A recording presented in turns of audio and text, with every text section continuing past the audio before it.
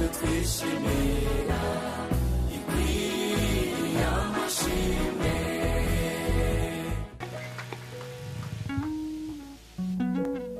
Reka dusome twugurure Bibiliya zacu mu cete ca mbere cyanditswe na Yohana.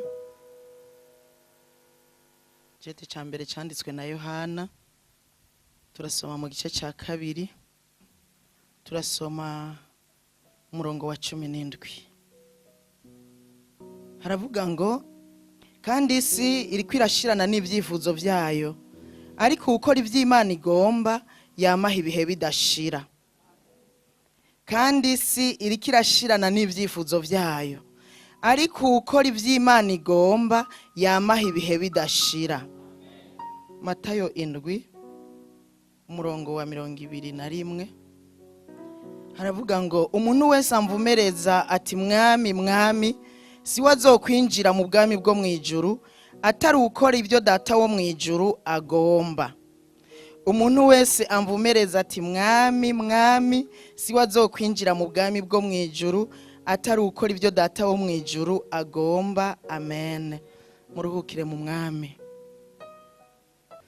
Mbanje kubaramutsa mwese mu izina rya Yesu. Nagomba ngo dusangire ijambo ry'Imana muri kino gitondo ciza. Rivuga ngo inyifato y'umukristo mu gihe gisa n'iki. Inyifato y'umukristo mu gihe gisa n'iki. Turasomye amajambo y'Imana atubwiye ngo isi irashirana n'ivyifuzo vyayo. Mu yandi majambo, iki gihe nshaka kuvuga inyifato y'umukristo mu gihe isi iri kirashirana n'ivyifuzo vyayo ni iyihe? Tuvuze isi nukumva ibibi byose bikorekera mu isi. Bibiliya ivuze isi ibiri kiravuga n'ibibi byose bikorekera muri yo. Usomye aha haruguru yaho twasomye muri iki gice nyene ca kabiri muri iki cete ca mbere ca Yohana, ugasoma umurongo wa 15 n'uwa 16.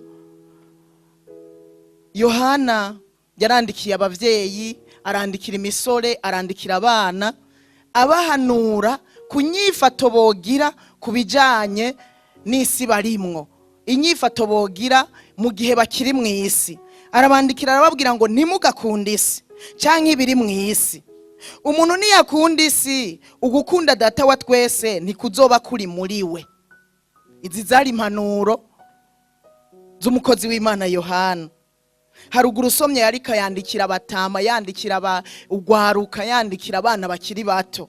Aravuga ngo ntimugakunde isi canke ibiri muri yo, kuko nimwakunda isi, ugukunda data wa twese ntikuzoba kukiri muri mwebwe. 16 arababwira ngo kuko ikiri mu isi cyose ari ivyifuzo vy'umubiri n'ivyifuzo vy'amaso n'ubwibone bw'ubugingo bitanduruka kuri data wa twese, ariko vyanduruka mu isi. Aya ariko arabasigurira ibiri mu isi ni ivyifuzo vy'umubiri, ivyifuzo vy'amaso, ubwibone biza bigwanya ubugingo, kandi ivyo ngo ntivyanduruka kuri data wa twese, ariko nivyo ngaha mu isi nyene vyanduruka mu isi. Utuvuze isi rero wumva ivyo vyifuzo vy'umubiri, ivyifuzo vy'amaso, ububwibone, ubusambanye n'ibindi. Kuko na Yakobo yanditse mu gice ca 4, mu gice ca 4 ku murongo wa 4 aravuga ngo yemwe basambanye, nimuzi yuko gucudika n'isi ari ukwankana n'Imana. Bisigura yuko n'ubusambanyi nibikogwa bikorekera mu isi, nibiranga isi. Ariko ngo ucuditse n'ubusambanyi bimutera kwankana n'Imana, nk'uko Yohana yabihanuye ishengero ry'Imana, ubwoko bw'Imana. Arababwira ngo ucuditse n'isi bimutera kwankana n'Imana.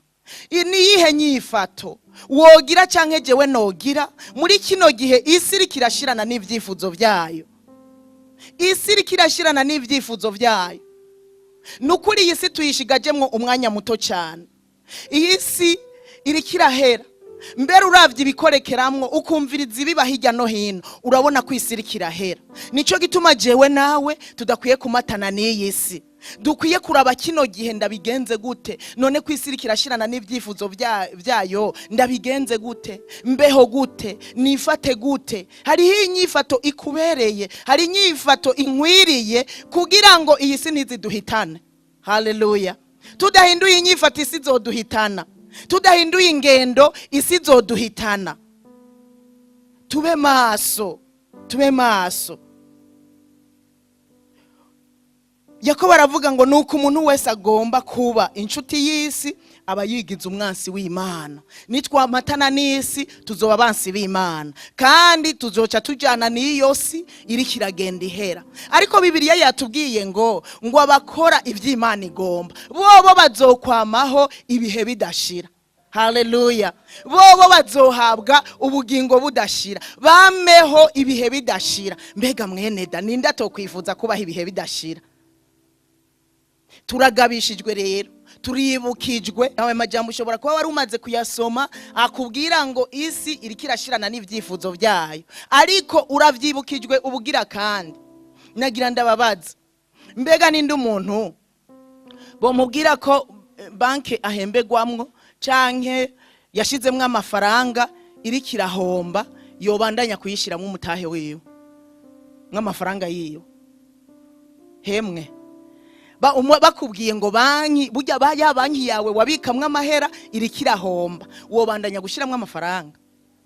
Bakubwiye ati burya ya banki ubu bayishize muri liquidation bariko barayiriki, wosubira gushiramwe amafaranga? Mbega nta mu engineer ari ngaha? Ninde umu engineer yo bari karubaka inzu hanyuma akabona fondation itanguye kwata imigaga, fondation ibuye rimwe ryatanguye guhengama?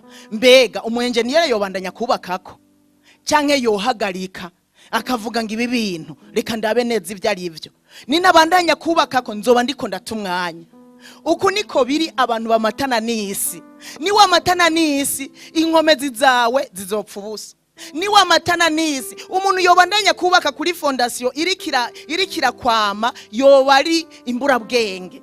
Umuntu yoshira amafaranga muri banki yamaze guhomba yoba ari imbura bwenge. Ya mafaranga yiwe yojana niyo banki, none irikirahomba ko bataronka nayo bamwishura. Aba ari imbura bwenge. None dukenyere tubeho turi imbura bwenge, kandi Imana idusaba kuba abanyabwenge, kandi none haba yubashe baba abanyabwenge. None tuvuge ngo twubaha Imana hanyuma tubandanye kujana n'isi iriko irashira, tubandanye gushira ngufu zacu zose mw'isi iriko irashira, tubandanye kwekonomiza mw'isi iriko irashira, tubandanye gukunda isi tuyigumbire tuyinezerererwe abariyo dushira ku mutima iriko irashira. Mwumva tutazoba tubaye imbura bwenge? Mu yandi majambo umuntu avuga ngo yubaha Imana akabandanya kumatana n'ivyisi, akabandanya gukunda ivyisi, uwo ni imbura bwenge. Naho uzomubona agenda uwo ni imbura bwenge. Rero ivyisi mwavyumvise ivyari ivyo, n'ubusambanye, n'ubwibone, n'umunoho w'ivyisi, n'ibindi turiko turamatako. Umusiguzi niwe yavuze ngo vyose n'ubusa nuguhahamira umuyaga. Uyu musiguzi w'umunyabwenge ngira yari yibutse ko nubwo turundarunda, nubwo twegeranya, nubwo tumata kuri nosi, twiruka tukaruha, tugacoka tukarundarundanya muri inosi, ngira yari yibutse ati yamarisi turiko turarundarundanyamwo n'isi iriko irahera, n'isi ifise igihe izorangirirako. Aravuga ati vyose n'ubusa, nsanze vyose ari uguhahamira umuyaga. Imana idufashe cyane. Haleluya, haleluya. Umunyabwenge rero ntatakaza inkomezi ziwe mu bintu aziko biriko birarengana. Umunyabwenge numenya ngo mbega ibizobandanya nibihe, mbega ibizohoraho nibihe. Ivyo nivyo nkwiye gufatana navyo, ivyo nivyo nkwiye gushiramwo ingufu zanje zose. Ijambo ry'Imana ryavuze ngo abakora ivy'Imana igomba bazokwamaho ibihe bidashira. Haleluya. abakora ivy'Imana igomba. Turakwiye gukora ivy'Imana igomba. Nitumatane n'isi. Mbega ivy'Imana igomba nibihe? Mbega ivy'Imana igomba twobimenya gute? Paulo niwe yandikiye Abaroma, usomye muri iki gice cya 12, arandikira Abaroma ababwira kubijanye n'ubugingo bushasha. Abantu bavuye mu isi bagiye mu bugingo bushasha. Muri iki gice cya 12 umurongo wa mbere aravuga ngo nuko bene data ndabahanura kubw'imbabazi z'Imana. Yari yashize yumva afise, yari yashize mwigishika cyose mw'inguvu zose. Ndabahanura kubw'imbabazi z'Imana ngo mutange imibiri yanyu ibi bimazi bizima vyera bihimbara Imana, niko kuyikorera kwanyu kogira ikimazi. Nimushushanywe n'ivy'iki gihe, yamara muhinduke rwose mugize imitima misha. Aha rero akarongo c'ugacako kugira ngo mumenye neza ivy'Imana igomba, nivyo vyiza bishimwa bitunganye gose. Umve, kugira ngo tumenye ivy'Imana igomba hari igisabwa. Nibi Paulo yandikiye Abaroma, arababwira ngo kugira mumenye ivy'Imana igomba, ndabinginze ndabahanura ngo mubanze mutange imibiri yanyu ibi bimazi vyera bihimbara Imana. Haleluya. Ibi bimazi vyera bihimbara Imana, ngo niho kuyikorera kwanyu kogira ikimazi. Haleluya. Mutange imibiri yanyu ibi bimazi vyera bihimbara Imana. Aha, iyi ni etape ya mbere. Novuga ko ari icibanze kugira uri kuratera kurondera kumenya mbega nibiki Imana igomba. Mbega iki Imana ingomba ko niki? Gutanga imibiri yacu ngo ibimazi vyera bihimbara Imana. Usomye ahanye muri mu Bikorosayi igice cya 3 umurongo wa 5 niho havuga ngo mwice ingingo zanyu ziri mwisi. Nico gituma rero Paulo yandikira Abaroma, imibiri yanyu muyitange ntimuwe mukiyibabara, nimuyirekurane ngo ikora ivy'igomba, yumvire wa mubi. Oya, nimwice ingingo zo mu mibiri yanyu, ingingo zibagize. Muyitange ibi bimazi vyera bihimbara Imana. Mutange nimuwe muciganza mu yandi majambo, nimube mucikoresha, ariko imibiri muyitange, ibibagize mu bitange, muvyegurire Kristo. Mu yandi majambo, ingingo zitugize zahora zikora ivyo mwisi tuzice hanyuma tuzitange duhe Kristo, abariwe adukoresha, abariwe atuganza, abariwe aturongora mu vyo dukora. Haleluya. Arababwira ngo nimushushanywe n'ivy'iki gihe, nimushushanywe n'ibiriko birashira.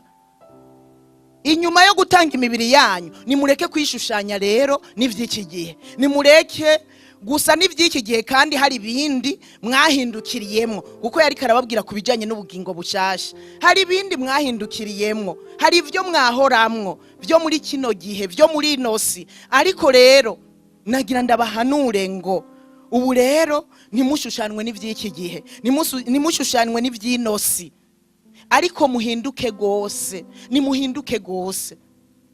Aha yari karababwira ibizotuma bamenya ivy'Imana igomba.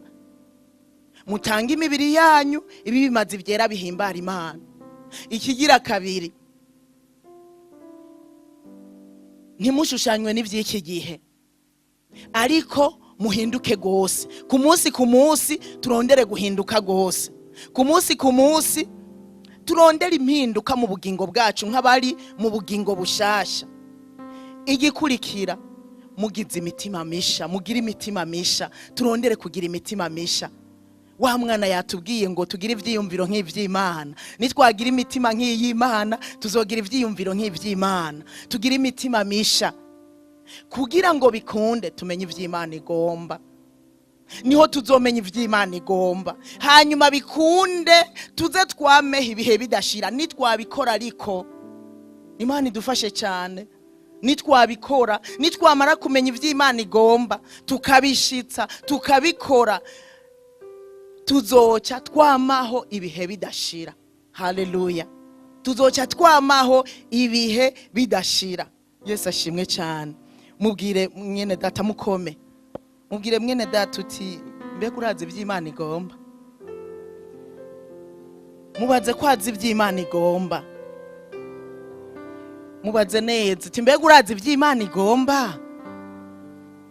Nivyo vyiza bishimwa bitunganye gose, ivyo nitwabikora tuzokwamaho ibihe bidashira. Nukuri mbwira umuntu muri twebwe yifuza ivyiwe ko vyorangira ejo bikaba biheze nyene, oyada abakora ivy'Imana igomba bazohora nawe azopfa, uzobona ngo yapfuye, kuzoba ari gusinzira, kuzoba ari kuruhuka, ariko azobaho ibihe bidashira. Haleluya, azoba naho n'umwami ibihe bidashira. Pawulo arandikira abikorosayi, kuri muri iki gice cya 3 usomye ku murongo wa mbere, arababwira ngo none rero asangwa mwarazuranywe na Kristo. Mu yandi majambo, nimba muri mu bugingo bushasha, nimba mwarahindutse, nimba mwarakiriye Yesu nk'umwami n'umukiza, nimba mwarazuranywe na Kristo, murondere ibiri hehe? Ibiri hehe? Aho nde ari? Aho Satani ari? Aho Kristo ari, avyagiye iburyo bw'Imana. Haleluya. Asangwa mwaratanze imibiri yanyu ngo ibimaze bizima bihimbara Imana, asangwa mutacishushanya n'ivy'iki gihe, asangwa mwarahindutse mukagira imitima misha. Uhereye none rero, uhereye none nimurondere ibiri ngaha mw'isi, nimwishira umutima kubiri ngaha mw'isi, nimumatane n'ibiri ngaha mw'isi. Haleluya, haleluya. Muvuga butumwa wo mu gatondo yatubwiye ngo iwacu ni hehe? Mwijuru, niho twiteze ko umukiza wacu azova. Nuko rero niturondera ibiri hehe? Mwijuru. Abarondera ibiri mwijuru ni babandi bakora ivy'Imana igomba. Yesu ashimwe cyane. Haleluya. Asangwa rero muri mu bugingo bushasha, asangwa mushaka kwamaho ibihe bitazoshira, asangwa muri mu gakiza, mwarakiriye Yesu ngo ababere umwami n'umukiza, mwarazuranywe na Kristo, murondere ibiri hariya hejuru, hariya iyo Kristo wacu ari, kuko muri Kristo niho tuzokwamaho ibihe bidashira. Muri Kristo tuzokwamaho ibihe bidashira, ariko bari muri Kristo bazopfa bahere. Nico gituma ino si ntidukwiye kuyimatako no kuyikorera no kuyikunda, kuko irafise umwami wayo, kandi abamukorera bazozimangana, ivyabo bizohera kandi biri hafi guhera. Mbere nagira ndakuremeshe wewe witwararitse ivya hariya mwijuru, ureme ivyino si n'umwami wayo bishigaje igihe gitoya cyane. Hari igihe bisura ivumbi, umuntu akavuga ati noneho turagowe. Oya, rema, bisigaje igihe gito cyane. Iyi si irafise umwami ni wa mubi, ariko iyo turiko turaja naho hariho umwami, kandi uwo azohoraho ibihe bidashira, uwo azokwamaho ibihe byose. Uwo niwe dukwiye kwitwararika ivyiwe, uwo niwe dukwiye kwitwararika ubwami bwiwe, tugatanga ibishoboka, inguvu zishoboka, ubutunzi bwacu tukabuziganya hariya. Erega hariya niho tuzobusanga. Abariko baraziganya mw'isi biriko biragenda uko, ariko abashaka kwamaho ibihe bidashira baziganya mwijuru. Haleluya. Batanga ibishoboka bakaziganya mwijuru, kuko babazi ngo hari umunsi nzosubira kubibona, hari umunsi nzokongera kubona bimwe nakora, bimwe naziganya. Imana idufashe cyane. Haleluya. Usomye ku murongo wa 2 haravuga ngo mushire imitima kubiri hejuru. Rero mushire imitima kubiri hejuru, nimuyishire kubiri mw'isi. Urazi yo muvyumva mwari guca muvuga ngo amen. Mushire imitima kubiri hejuru, nimuyishire kubiri mw'isi. Uhereye none jewe nawe inyifato dukwiye kugira nugushira umutima kubiri hejuru. Mbega ikintu ushize ku mutima bigenda gute? Ucamamwo, uraciyumvirako, uragikora, wamurakiraba. ikintu ushize ku mutima ntushobora kucibagira, ikintu ushize ku mutima cyama hafi yawe. Rero Pawulo arabwira abikorosayi ati rero ko ibintu byahindutse mukaba mushaka kwamaha ibihe bidashira, ndabereka ukuntu mukwiye kubaho. Uhereye uyu munsi nimushire umutima kubiri hejuru, mubishire ku mutima ku murango no mwijoro, muvyitwararike ku murango no mwijoro, kuko niyo Kristo umwami wacu ari, kandi abazobana nawe bazobaho ibihe bidashira. Haleluya. Ababishize ku mutima bazobaho ibihe bidashira. None ga yemwe kusanga uyu munsi dushize umutima kuvyinda zacu gusumba gushira umutima kuvyo hejuru. Uyu munsi ko dushira umutima ku myitwarariko y'ivy'ubu bugingo, mbega ndarya iki, mbega ndambara iki, mbega biragenda tukabishiramwe ingufu zose gusumba. Kandi simvuze ngo nturye ngo ntiwambare, birakwiriye, ariko hariho igitangura hariho n'igihereza. Mbega igikwiye gutangura ni ikihe? Nugushira umutima kuvyo turya, nugushira umutima kuvyo twambara, nugushira umutima kumaza abana bacu bazobamwo. Ikibanze na Matayo yaravyanditse, aravuga ngo turondere ubwami bw'Imana n'ukugororoka kwayo, ngo ibindi tuzovyongegwa. Ibi byo mwisi, urazi ko ibi byo mwisi ari byacu mbega? Urazi ibi twiruka ko vya ari byacu? Ni vyacu, ni vyacu, ni nyongera. Dukwiye gushira umwete tukarondera. Nukuvuga ikintu urondera uracirukako, mbere bisaba ko muri kukamurika, bisaba ko wiruka ukiruka, bisaba ko urari ijoro uri kurarondera ukarondera. Turondera ubwami bw'Imana n'ukugororoka kwayo, niho tuzokwamaha ibihe bidashira. Nayo ibi biri mwisi ni nyongera, ibi Imana izobiduha kugira ngo tube. None ntizi ko dukeneye kurya, ntizi ko dukeneye kwambara, ntizi ko dukeneye gushaza, ntizi ko dukeneye kunywa, irabizi izobiduha. Ariko hariho icibanze, icibanze nugushira umutima kuvya hariya mwijuru. Yesu ashimwe cyane. Haleluya. Mubwire mugenza wati kura umutima mwisi, mumubwire uti kura umutima mwisi uwushire kuvyo mwijuru. Haleluya, haleluya, haleluya. Imyitwarariko y'ivy'ubu bugingo muri kino gihe iratubuza gushira umutima kuvyo hejuru. Imyitwarariko y'ivy'ubu bugingo iratubuza gutanga imibiri yacu ngo ibi bimaze. Ngo notanga umubiri wacu, umubiri wanje norya iki? Agaca utanga kawushira abantu, bagaca bawukoresha vya bindi, nabo bakamuha vya bindi, hanyuma agaca homba kwamaha ibihe bidashira. Ariko icyari gikwiye nuko dutanga imibiri yacu ikabimaza ivyera bihimbara Imana, tukadeka kuyishushanya n'ivy'iki gihe, ariko tugahinduka gose, tukagira imitima misha. Hanyuma ibyo nivyo bizodushoboza kumenya ivy'Imana igomba, hanyuma duce tubishira ku mutima ku murango no mwijoro. Haleluya. Hari icimana tugomba ko tuzobimenya ari uko duhindutse gose. Umuntu ahindutse gose akagira umutima musha, nukuvuga ngo yagize umutima nk'uw'Imana, aramenya ivy'Imana igomba, hanyuma akabikora. Umuntu yahindutse gose agira inyota y'ivy'Imana, agira inyota y'ivyo mwijuru. Muri mwijuru havaho ibiryoshe, havaho ijambo ry'ubugingo. Haleluya. Havaho ijambo ry'ubugingo, havaho amazi amara inyota. Abagomba kwamaha ibihe bidashira rero bashira umutima kuri ivyo. Nitwasoma ijambo ivyo tugomba birasiguye neza ivy'Imana igomba ko dukora, ko tubamwo, ko twiyumvira, birimwo mu ijambo ry'Imana. Ngo ivy'ukuri byose, ibishimwa, ivy'icubahiro, ivyo abari byo twiyumvira, abari byo dushira ku mutima, gusumba kuwushira mu binezereza vy'inosi. Inosi abagomba kwinezereza barinezereza. Ego Imana ntiyaduhaye n'ahantu heza abantu baja kwinezereza, umugabo ugasanga umuntu arashira umutima kurondera inshuti n'abagenzi ngo baje kwinezereza, atigera yitwararika guhamagara inshuti n'abagenzi ati nimuze dusangire ivy'Imana, nimuze dusangire ibya Kristo.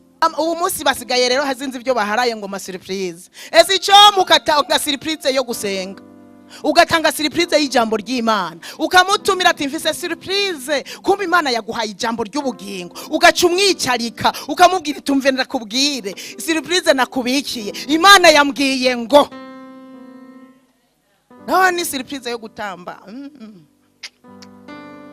Yewe tugira ama surprise y'Imana yo mu vy'Imana, dutumira abantu tubatumiriye ivy'Imana, tuba nukuri ivyo nivyo duguye gushira ku mutima, mbere tukageraho dutumiranira.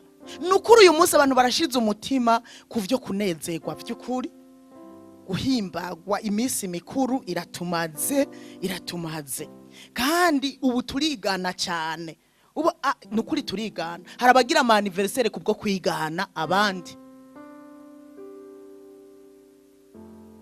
kubwo ubu turigana nakabara yigize barantumira, oya nawe nta kuntu natwe tutoyigira ngo tubatumire. Utamutumiye ntazobaho, azobaho da. Uyu munsi turabishize ku mutima cyane. Umviriza ico Pawulo yabwiye abikorosayi ngo mushire imitima kubiri hejuru, abiteze kuzobayo, abashaka kwamaha ibihe bidashira. Dushire umutima kubiri hejuru, nituyishire kubiri mwisi, tubishire ku mutima, tuvyamemwo, tuvyitwararike ku murango no mwijoro, niho tuzoshobora kwamaho ibihe bidashira. Yesu ashimwe cyane, haleluya. Ni nyihe nyifato uyu munsi urimwo, ko mbona isi kirashirana n'ivyifuzo vyayo, ko mbona isigaje igihe gito? Wifashe gute? Uri mu maki? Ushize umutima kuki? Wama mu biki? Uriko wiyumvira ibiki ku murango no mwijoro? Uriko ukora iki? Uriko wemvestisa hehe?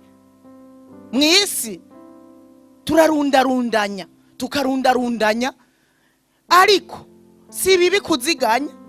Eka sindabikubujije, ntuzuvuge ngo narakubujije gushira amahera kuri banke kwikone yawe ngo yamemwo, eka urashirako. Mugabo ico kizoza ubugira kabiri, banzu ziganye mu bwami bw'Imana, banzu urabe nukuri amafaranga ndayafise, amazu ndayafise, none igikorwa c'Imana naco ndiko ndagishigikira gute? Maze gukora iki? Maze gutanga iki mu bwami bw'Imana? Ko bavuze ngo dutange, ko bavuze, urazi ko hari abantu bafise amafaranga ashobora kuba ku rusengero ari wenyene. Urazi umuntu yinamuye akavuga ngo ubu rero madamu ya mafaranga nari mfise ndafashe ingingo nzoyubakisha urusengero. Mwibaza ngo yobura umugisha gabasha? Mwibaza ngo yobura umugisha? Mwibaza ngo yobura umugisha? Ariko bimwe by'isi bidukwega, bica bikubwira ati ayo mafaranga ugira ubakisha urusengero, abana bazogiki, wari kubakisha inzu y'abana uzobasigira, ayo niyo majwi. Ariko nagira ndakubwire ngo ubishize imbere ukavuga ngo aya mafaranga dufise turahisemwo, naho tuzosigara tugaragara, ibindi Imana izime. Erega nitwashira imbere ubwami bw'Imana ibindi bizoza. Erega nyanzu uyu mwana uzosanga iki, eka mbere n'imodoka uzosanga iki. Nukuri hari abantu bafise amafaranga bashobora kubaka urusengero, ariko bakayagumiza kuri konte. Uraze John wapfa ko bazoyagwanira. Nukuri umuntu afise ibimuhagije bimukwiye, ibisigaye niwe investise mu bwami bw'Imana. Nukuri ibindi vyose nubusa, ejo nubusa. Shakuha abantu barye ukiriho, shakuha abantu banywe ukiriho, shakuha amazi abantu bararemwo. Urazi umuntu adatanga n'indaro, afise inzu y'ivyumba 8, ugasanga umuntu afise utwumba 2 ni wafise abantu 10 nabangahe mu nzu, ugasanga abantu nibatanga n'indaro. Mbega ni wapfa ntibazorugaramamwo, bazorugaramamwo kandi gwara kuruhije. Tukiri bazima nimureke tureke kumata ku vy'inosi, tureke kumata ku vy'ubu bugingo. Reka dukorera Imana, Imana iduha ibyo turya, ibyo tunywa, mugabo ibindi tubikoreshereza Imana. Tuzoba turiko turaziganya mu bwami bw'Imana. Aho niho tuzokwamaho ibihe bidashira. Mbere vya bindi Imana yaduhaye, nitwashika mu ijuru, uzoza ubona hamwe wahanaka akanyama, hamwe wahanaka uduharage, hamwe wahanaka ukamwubakira inzu kuko wari ubishoboye. Rwa rusengero wubaka usange uzubibone ko wabikoze nitwashika mu ijuru. Reka dukore bigishoboka, tureke kumata ku vyinosi. Isi irikirashirana n'ivyifuzo vyayo. Mata yarandika ngo uvumereza wese ngo mwami ngo siwe azokwinjira mu bwami bwo mu ijuru, ngo atari ukora ibyo data wo mu ijuru agomba. Donc si twese abavuga ngo Yesu ashimwe, abavuga ngo mwami, tukabiririmba tukabitamba, sibo bazokwinjira mu bwami bwo mu ijuru. Abariko barondera gukora ivy'Imana igomba, ibihimbara Imana, baziganya mu bwami bw'Imana, bashira umutima kubiri hejuru, abo nibo bazokwinjira muri iryo juru. Nico gituma jewe nawe rero tuvuga ngo mwami, dukwiye kongerako gukora ivy'Imana igomba. Dukwiye kongerako gukorera Imana mu mpwemu no niho tuzobana nawe. Imana idufashe cyane. Usomye muri Mariko mu gice c'8 aravuga ngo mbega byo kumarira iki?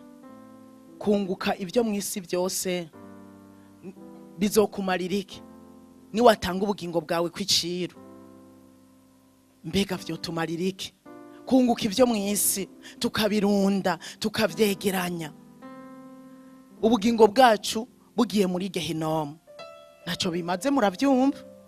Nimwumva ko dukwiye guhindura ingendo, nimwumva ko dukwiye guhindura inyifato.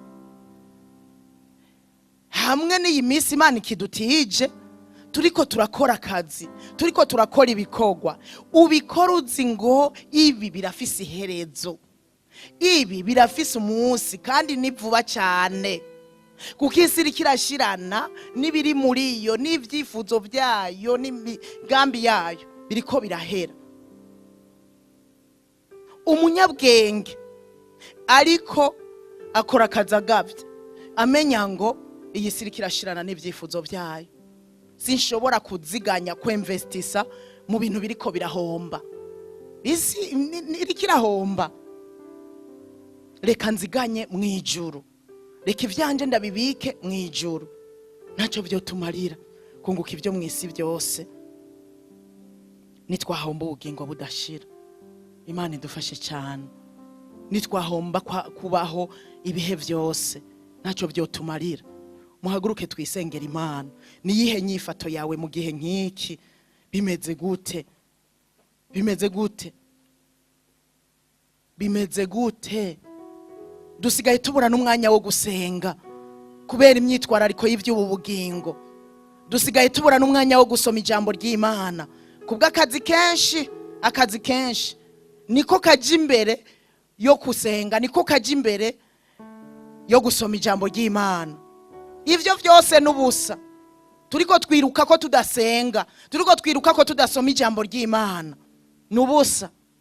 Turaruka tugatama tukaruha, tugashira umutima ku biduteza imbere, tugashira umutima ku biteza imbere imiryango, tukavyiruka ko ivyibanze twavyibagiye, ivyibanze twabishize inyuma. Inyifato ufise uyu munsi sindayizi. Reka duhindura ingendo, dushira imbere ivy'ubwami bw'Imana, dushira umutima ku biri mu ijuru, aho umwami wacu ari, aho Kristo wacu ari, aho tuzokwamaho ibihe bidashira. Kukwera isi irikirashirana n'ivyifuzo, kandi abayimase ko bahinduka Imana, abayigumbiriye bahinduka abansi b'Imana. Ubaye umwansi w'Imana, murumva amaherezo yiwe ni muri gehinoma. Cyabo umukunzi wa Satani, abo umukunzi w'isi ari we mukunzi wa Satani. Sinzi uyu munsi ivy'umaseko, ivyo uri kurirukamwo, ivyo ufisemo umwete. Sinzi kumwete mwinshi uri mu gusenga, sinzi kumwete mwinshi uri mu gusoma ijambo ry'Imana, ariko uwo mwete uri kurashira muri ivyo, nagira ndakubwire ngo nubusa. Reka duhere ku byibanze, ibyo navyo bikurikire. Birashoboka ko dusenga, birashoboka ko tuba mu ijambo, tukongera tugakora akazi kugira ngo dufungure, tukongera tugakora akazi kugira ngo turonke ivyo kwambara. Birashoboka. Ariko muri kino gihe ca nyuma, muri no misi ya nyuma, twarabicuritse. Usanga ivyo umuntu agira ivya mbere ari ivyo mw'isi, ari ivyo muri kino gihe. Ugasanga nivyo umuntu yitwararitse cyane cyane, ari ivyo yiruka kakabirondera cyane, gusumba kurondera ivy'ubwami bw'Imana. Imana idufashe cyane. Wewe ngira wari ufise umwete wo kurondera Imana. Jewe umwete nari mfise, natahuye yuko wo kurondera Imana oya atari wo ukwiriye, atari wo ukwiriye. Wewe ngira umwete wari ufise wo kurondera ivyo hejuru, ngira wari ukwiye. Ariko umuntu azi yuko yumva yohindura ingendo, yumva yohindura inyifato, aduze ikiganza c'iburyo dusengana Imana. Uyu no munsi mwiza Imana yaduteguriye yuko dukwiye guhinduka, tukarekana n'ivyinosi, tukareka kumata ku vyinosi, kugira ngo tugumbire ivy'ijuru, twiruke ku vy'ijuru, twiyumvire ivy'ijuru, turondere ivy'ijuru, dukore ivy'ijuru, tuziganye mu ijuru. Ugomba ko dusengana Imana duze ikiganza c'iburyo, ugomba umwete mushasha wo kurondera ivy'ijuru.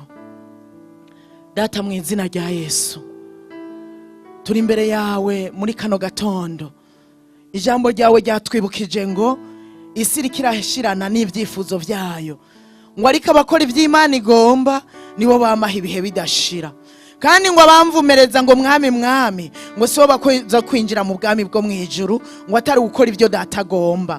Mu izina rya Yesu natahuye yuko muri kino gihe, muri ino misi ya nyuma, turafise umwete wo kurondera ivy'isi, turafise ishaka ryo kurondera ivy'isi. Iyo turi mu vyacu nidusinzira, iyo turi mu vyacu nitunebwa. Ariko hageze gusenga umuntu agatura ingiga, hageze gusoma ijambo umuntu agatura ingiga, hageze kuba mu gikorwa c'Imana umuntu akumva aranebwe. Mana yacu tubabarire, tubabarire mu izina rya Yesu. Imbabazi zawe zitubonekeko mu izina rya Yesu. Aho tutitwararitse ibyawe, aho tutashize umutima ku vyawe, utubabarire, utubabarire. Turagomba ngo biherere aha, ivyo kumatana n'isi, ivyo kugumbira inosi biherere ngaha. Ariko uhereye none ndahamagaye umwete, ndahamagaye ishaka ryo kurondera ivy'ijuru, ndahamagaye ishaka ryo gukora ivyo ugomba mu izina rya Yesu Kristo, kugira ngo tuze twameho ibihe bidashira mu izina rya Yesu. Nta muntu numwe atagomba kurangiza neza,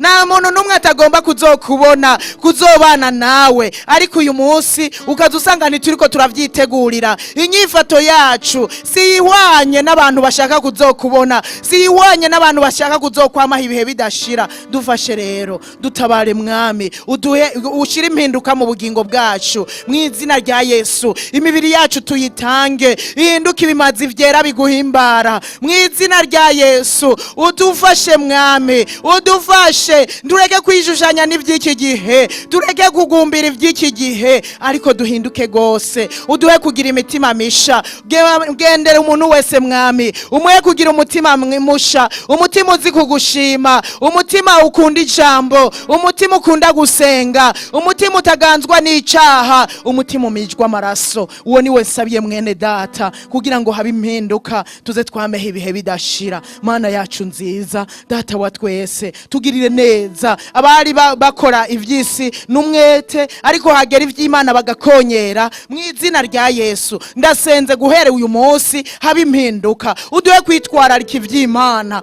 uduhe gushira umutima ku vy'Imana, tugutangire kugira mu bwami bwawe, ahatanyenzi, ahatanyenzi zihaba, ahatangese ziba mu izina rya Yesu. Ahatabasuma bashika mu izina rya Yesu. Mu mabanka amahera bashobora kuyiba, mu mazi amahera bashobora kuyiba, amazi ashobora kubomoka, mbere agatwagwa n'abandi, n'ibindi impuzu zose twambara bashobora kuziba, mbere canke tugapfa tukabisiga. Duhe kwitwararika ivyawe mwami, duhe kwitwararika ivyawe. Erega iminsi irikirahera, iminsi iminsi ni mibi, iminsi ni mibi, iminsi ni mibi, isi iriko irashirana n'ivyayo. Dutabare mwami, ibiriko biragaragara mw'isi birerekana yuko isi iriko irahera. Era aba basambana bahuje ibitsina bagwiriye, aba isi yabifashe ibisanzwe kandi ari umuvumo, ari ivy'Imana yanka. Era bijya miyaga y'ibihuhusi, era bijya miriro yaduka, era bayijya segenya, amazu yabigira byarakomeye, abantu bubatse bitwa ngo bubatse zikomeye zigashigwa hasi. Ibi byose biriko birayerekana yuko isi iriko irashirana n'ivyayo.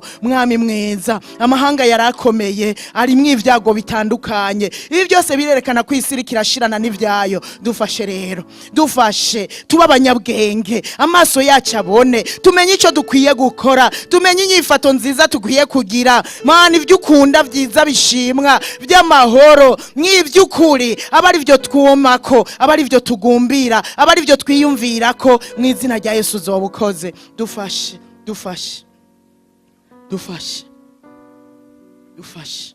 Ugomba inkomezi nshasha sengane nanje, ugomba amavuta mashasha sengane nanje. Nta nivyo woshobora Imana itagushoboje, nta nivyo woshobora Imana itagufashe ukuboko. Erega wamubavuga ngo ryama sinzira, ngo sinzira warushe, erega wiri urakora ibi. Ariko nitwamatana n'uwo mwami azokubwira ati vyuka usenge, nuje mu mosha mabi. Vyuka urondera uhoraho bigishoboka ko abonwa nk'uko ijambo ryatubwiye, kuko iminsi igiye kuza aho bazomurondera ntibamubone.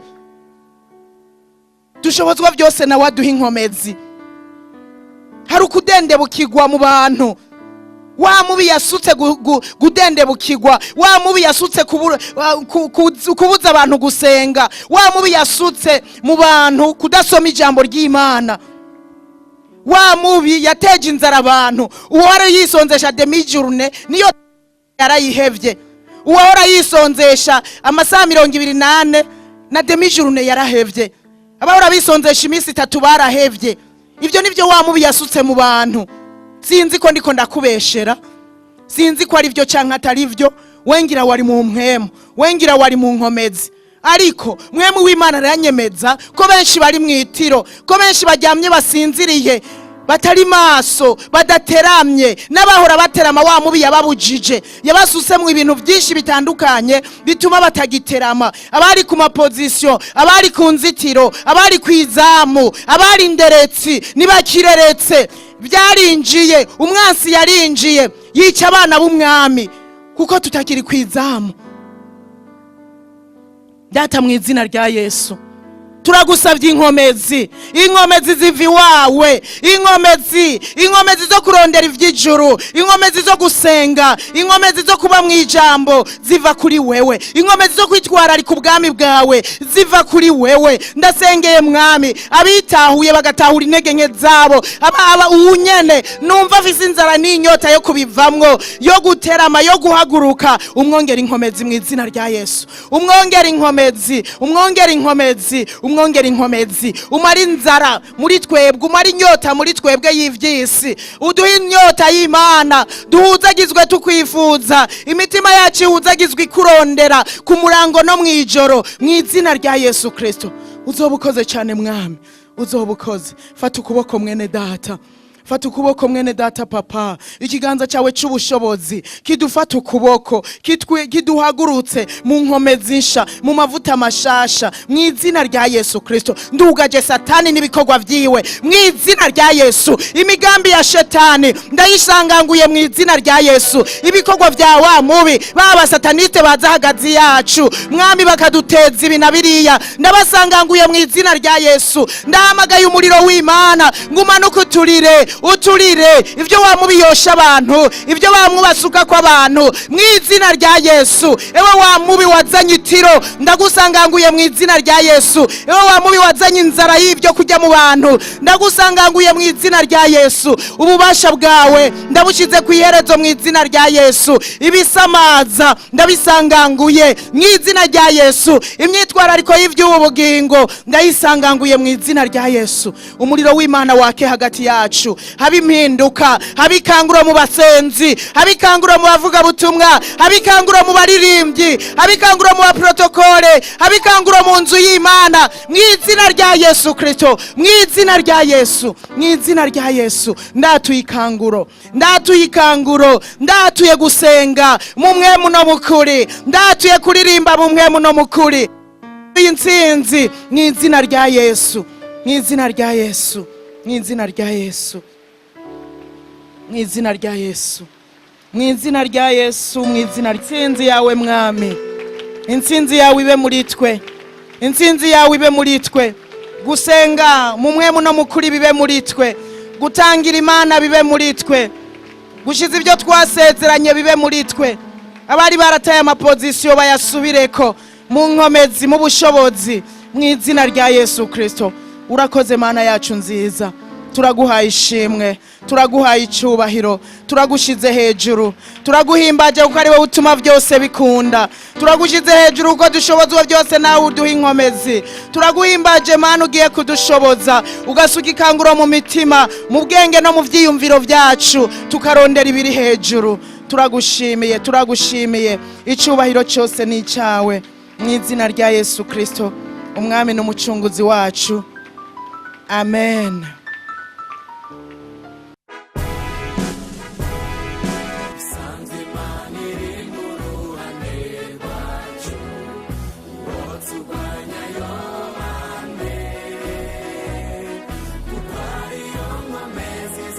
Twishimiye